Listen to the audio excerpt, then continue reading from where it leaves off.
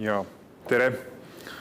Aitäh kutsumast üritusele. Mul on ka juba olnud väga huvitav ja mõnusalt värskendav kuulata eelmisi ettekandjaid, et kuigi teema on juba tuttav, siis tegelikult hea on kuulda teiste inimeste suust sarnaseid mõtteid. Väga palju on seda kohta, kus saab nõustuda. Ma usun, et me oleme ühiskonnaga jõudnud sinna kohta tänaseks, kus valdav enamus on seda meelt, et me peame oma ühiskonna keskkonna jalajälge vähendama. Et õnneks selle üle me enam võib-olla nii suuri arutelusid ei pea pidama. Aga nagu ikka, siis devil is in the details, ehk siis kui me hakkame asju vaatama, kuidas, kus, kes seda kõike teha, siis alati need arutelud lähevad väga palju komplekssemaks ja keerukamaks. Olen siis midagi võtnud nüüd oma suve lugedes ja mõteldes nende tuhandete lehekülgede üle, mida Euroopa Komisjon meile siin meelelahutuseks ja puhkuste aegadeks pakkus. Mõned mõtted on sealt välja formuleerinud, teemad suuresti samad, mis eelnevatel kõnelejatel, ja ma lihtsalt keskenduksin nendele sükestele tuumikmõtetele, mis sektori poolt vaadatuna on tekkinud seda lugedes. Võib-olla ühe paari slaidiga lihtsalt ka tänane seis, et siin sissejuhatuvates kõnedes juba mainiti, et puidu väärindamine ja metsandus on siin eriti Kagu-Eestis olulised majandusharud ja me oleme Metsa- ja Puidutööstuse Liiduga siin viimastel aastatel koostanud sellist sotsiaalmajanduslikku mõjuhinnangut, mida on teinud Ernst & Young Baltic, ja sealt on saanud kinnitust mitmed hüpoteesid, mis me üles seadsime ja tegelikult täitsa huvitavaid numbreid ka välja tulnud. Võib-olla siis siin välja tuua, et kui me võtame arvesse selle sektori otsese mõju ja ka kaudse mõju, mis siis on need töökohad teistes sektorites, mis kaudse mõju tekivad näiteks logistikas, näiteks teenustes, siis see mõju on suurusjärgus 14% kogu Eesti lisandväärtusest ja 11% tööhõivest või 10% seal kandis seda kõigub. Ja kogu lisandväärtus koos siis nende kaasnevate möödaga on 2,2 miljardit eurot. Aga see sotsiaalmajanduslik mõju lisaks on oluline ka majandust stabiliseerivast mõttest, ehk siis viimane selline koroonakriis tõi taaskord esile, kui oluline on töötlev tööstus, mis tegelikult sellises suhteliselt järsult maailma raputanud olukorras suutis jätkuvalt edasi tegutseda ja majanduse vee peal hoida. Ja siin on mul lainanud SEB ülevaatest ühe slaidi, mis siis iseloomustab töötleva tööstuse mõju SKP-le ja tööhõivele, kus me näeme, et on üks suuremaid ja olulisemaid. Ja teine väga oluline punkt, mis kindlasti arvesse võtta, kui me Eestis räägime metsa ja puidu teemadel, on eksport, mida me siit siis teeme ja mis on selle mõju meie majandusele. Me teame, et Eesti on väga tugevalt väliskaubandusest sõltuv majandus. Me toome üldiselt siia riiki rohkem tooteid sisse, kui me suudame välja viia. Aga puidusektor on nüüd üks selline, mis suudab eksportida suuremas mahus, kui selles sektoris imporditakse, ehk siis on soomlastel selline ütlus, et Soome elab metsast, mis paljuski kehtib siis ka Eesti kohta, et meie aastane positiivne kaubandusbalans 1,5 miljardit eurot on suhteliselt selles mõttes pretsedenditud, mitte ühelgi teisel tegevusalal Eestis ei ole ta ligilähedases suuruses. Ja kokku toodet eksport üle 2,2 miljardi euro, kus siis valdavalt domineerivad väärindatud ja pikaajalise eluajaga tooted. Ja sellest regionaalsest mõjust juba räägiti, ehk siis, et Kagu-Eesti kindlasti on see koht, kus need töökohad väga tugevalt on. Aga see väga mahukas pakett on tekitanud väga palju mõtteid. Siim Kuresoo siin juba kritiseeris seda, mida ma hakkan välja ütlema, ehk siis, et Eesti tegelikult on väga jõuliselt oma heitmeid suutnud vähendada ja 2030 Euroopa eesmärgid juba täitnud. Ja tuleb nõustuda, et loomulikult palju on seotud sellega, et meil lihtsalt 90 aastate kukkus energia tootmine nii järsult. Samas tuleb vaadata, kuidas see koormus ühiskondadele Euroopa Liidu seis jaguneb. Ja ma olen väga seda meelt, et me ei tohiks täna sellel positsioonil olles lasta endale nii-öelda liiga ambitsioonikaid eesmärke Euroopas ette kirjutada, eriti arvestades, et mitmed Vana-Euroopa riigid on võrreldes 90. aasta tasemega hoopis oma heitmeid kasvatanud. Ehk siis, et meie ühiskond on tegelikult päris suure panuse sellesse eesmärki andnud ja ma loodan ja ma usun, et me kindlasti panustame ju edasi, aga me peame jälgima, et see ei tuleks ka meie inimeste heaolu ja ühiskonna stabiilsuse arvelt. Ja teine väga oluline, ehk siis 2030 eesmärk tegelikult metsandusest rääkides on nii lühike aeg, et me peaksime kindlasti vaatama pigem 2050 ja isegi sealt edasi eesmärke, sest et 10 aastaga metsade olemis suurt palju me muuta ei jõua niikuinii. Põgusalt mainitud, mis otseselt ei olnud Fit 55 paketi osa, aga siiski sellega nii-öelda selle sabas välja tuli, oli metsastrateegia. Ja mis on leidnud päris tugevat kriitikat juhtivate metsariikide poolt täna. Ja kindlasti Eesti Metsa- ja Puidutööstuse Liidu vaadatuna samamoodi tuleb selle kriitikaga nõustuda, mida on tehtud, ehk siis, et üritatakse täna ühe strateegiaga reguleerida kogu Euroopa nii-öelda puitse biomassiga loodusalasid, mis puudutavad siis alates Vahemere põõsastikest, Portugali eukalüpti istandustest, Eesti segametsad, mis on väga mitmekesised oma olemuselt, kuni Lapimaa tundrateni välja, et seda kõike ühe regulatsiooniga ära katta, nii et kõikide nende väga ilmeliste looduskoosluste vajadusi ja olukorda adekvaatselt arvesse võetakse. Mina olen väga skeptiline, et see oleks võimalik. Aga eks see arutelu on täna väga aktiivselt seal Brüsseli tasandil ka käimas ja vaatame siis, kuhu ta jõuab. Ja teine kriitika, mis on võib-olla metsanduse sektori poolt ja eriti metsaomanike poolt tulnud, on, et metsastrateegia või siis ka laiemalt see Fit 55 pakett tegelikult ei teadusta või ei tunnusta päris korrektselt metsade majanduslikku rolli. Eks kui me räägime jätkusuutlikus metsamajandusest, siis seal on elurikkuse, sotsiaalsete hüvede nagu rekreatsioon ning majanduse funktsioonid, mida tuleks kõiki nende nii-öelda toimimist tagada, aga et nüüd kuidagi see majanduse pool hakkab sellest väga välja jääma ning metsale seatakse ootusi, et peaks kompenseerima teiste majandusharude heitmeid samal ajal, kui tegelikult kõige suurem potentsiaal on metsadel kui süsinikuneutraalse taastuva loodusvara tootmisena, mis võimaldab meil ehitada üles fossiilsete ressursside järgset ühiskonda. Et me tegelikult ei tohiks loobuda selle potentsiaali kasutamisest selle nimel, et jätkata fossiilsete emissioonidega ja neid lihtsalt metsamaaga siis kompenseerida. See oleks kindlasti vale suund. LULUCF-ist on siin juba räägitud. Ma pean nõustuma Markuga siin ja natuke mitte nõustuma kohati, et Eestil on siis tõesti seatud väga ambitsioonikas eesmärk, kui üldiselt on keskmiselt Euroopa Liidu eesmärkidele seatud siis LULUCF-i ambitsiooni tõstmine 38% suurusjärgus, siis Eestil on see tõesti 4-5 korda.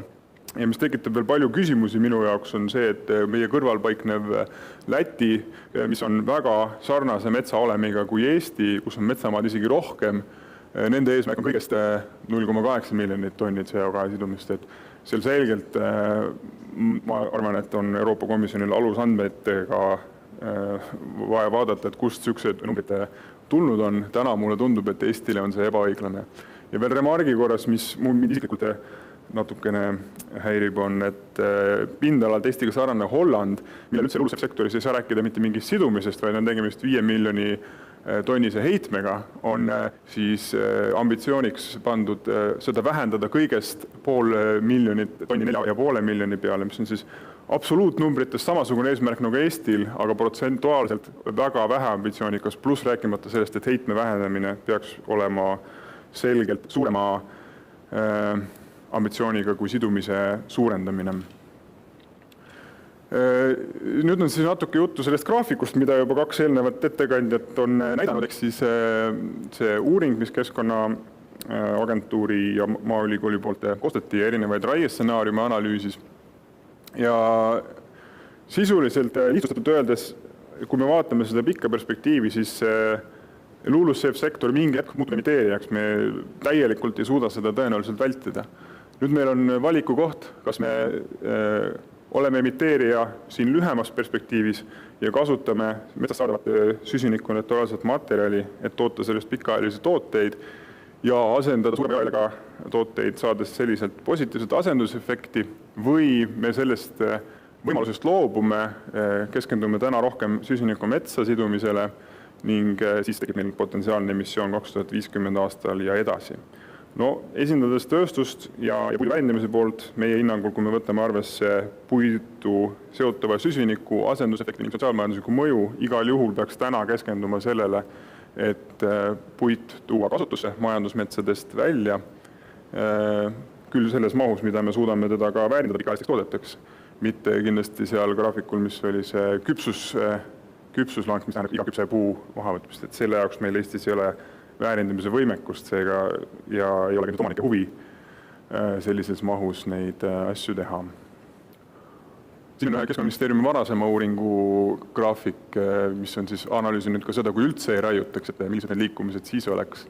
Et siis samamoodi mingi hetk tekib heide, kusjuures siis selle uuringu autor on viidanud, et siin on tõenäoliselt alahinnatud kliimamuutustest tekkivate tormikahjude ning kahjurite mõju, mis tegelikult seda ilma igasuguste raieteta stsenaariumi heidet suurendab ja toob varasemasse perioodi tõenäoliselt.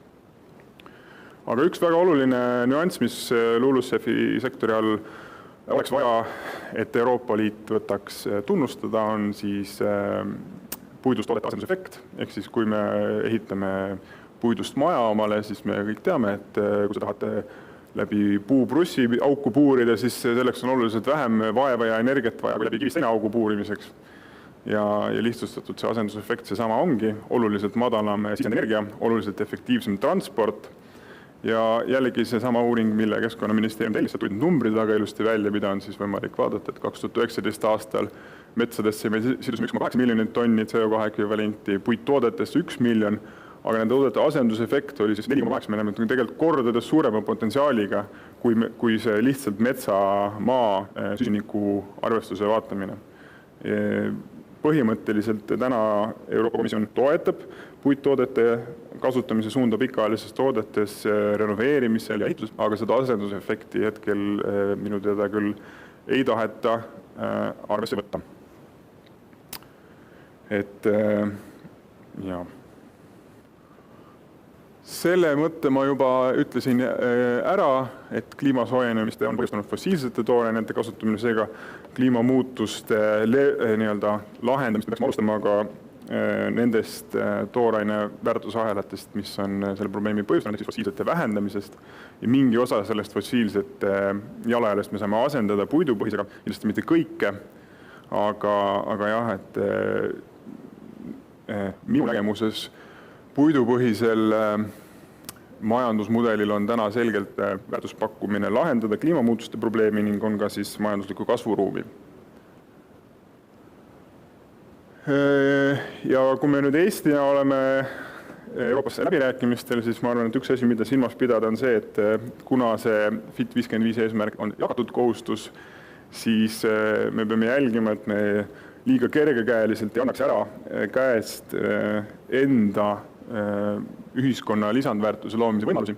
Ma olen siin toonud nüüd näite Euroopa toetuse naturaalade kohta, mis on ka elurikkuse eesmärkidega seotud, aga see toetus, mida siis meil makstakse, on 100 eurot hektarilt metsaomanikule, aga tegelikult sellelt hektarilt potentsiaalselt saadava puidu lisandväärtus, millest me siis ilma jääme, on 2000 eurot. Ja ma nüüd ei taha öelda, et me ei peaks neid naturaalasid siin omama või seda loodust kaitsma, et me ei tohiks muutuda jõukate ühiskondade odavaks jalajälje kompenseerimise kohaks ja kaotada see läbi enda ühiskonna lisandväärtuse loomise võimalused. See on seotud väga tugevalt maapiirkonna töökohtadega ka.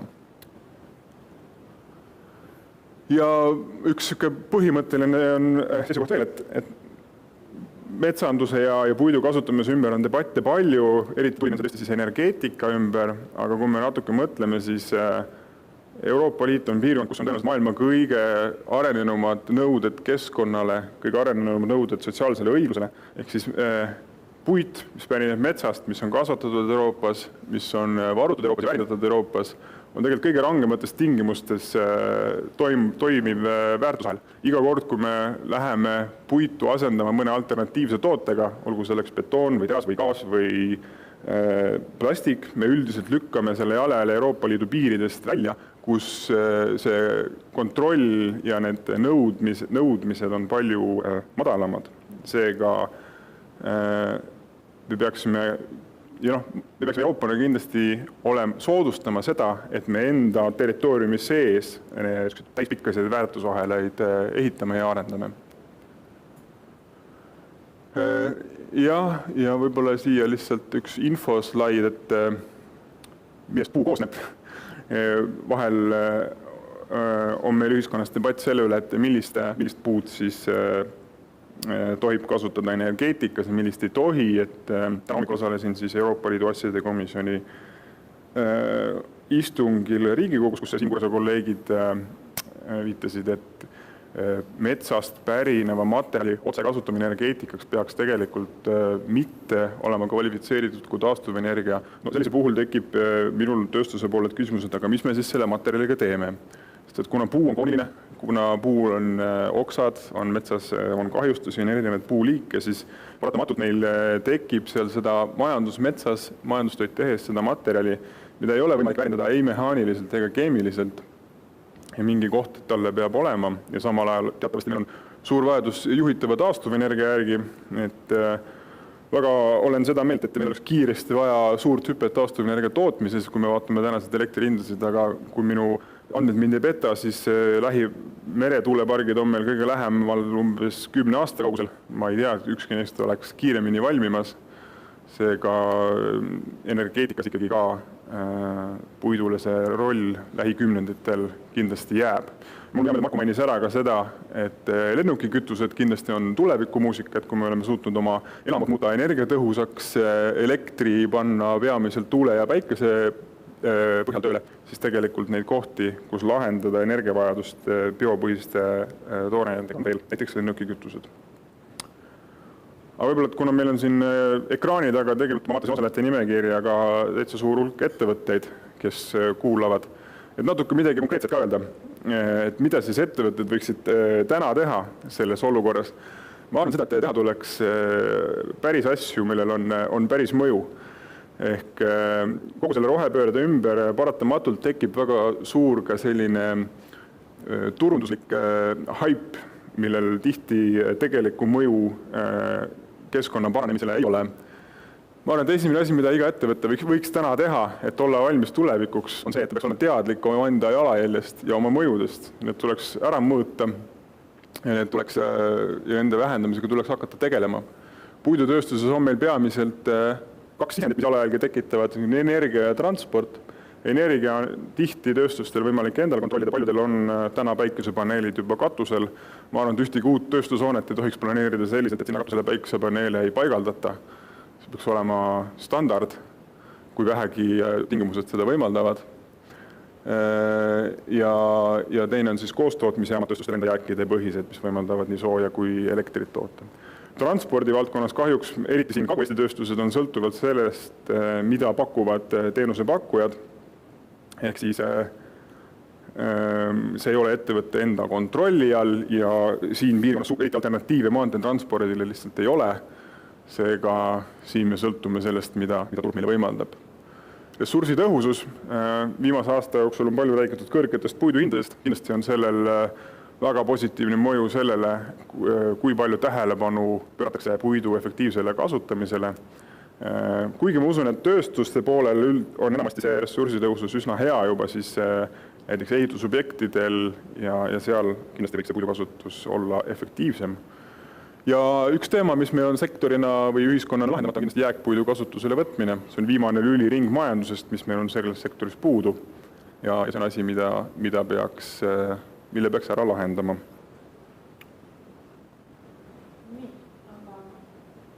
Vist on täis. Selge.